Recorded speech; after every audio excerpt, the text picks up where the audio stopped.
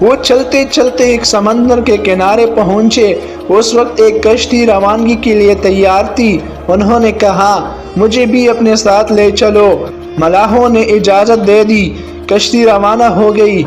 ہوا ٹھنڈی تھی، لہریں نرم تھی، سب کچھ پرسکون لگ رہا تھا، لیکن اچانک آسمان پر بادل چھا گئے، ہوا تیز ہو گئی اور سمندر طوفان میں بدل گیا۔ کشتی ہچکولے کھانے لگی، پانی کی لہریں کشتی پر چڑھنے لگیں، لوگ چیخنے لگے ہم سب ڈوب جائیں گے۔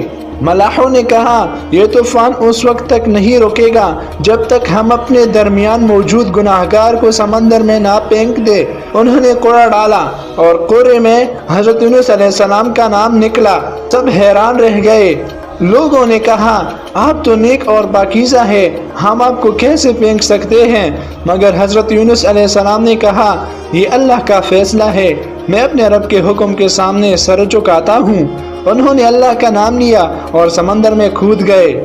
دوستو، اللہ تعالیٰ نے اسی لمحے ایک بڑی مچھلی کو حکم دیا، اے مچھلی میرے بندے یونس کو نگل لو مگر ان کا جسم نہ توڑنا۔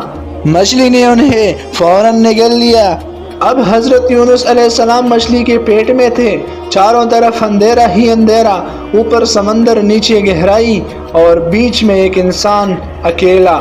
سوچئے ذرا، نہ کوئی آواز، نہ کوئی روشنی، بس دل کی دھڑکن اور ایمان کی صدا۔ اسی اندھیرے میں حضرت یونس علیہ السلام نے اللہ کو پکارا، لا الہ الا انت سبحانک انی کنت من الظالمین۔ اے میرے رب، تیرے سوا کوئی معبود نہیں، تو پاک ہے، بے شک میں ہی ظالموں میں سے تھا۔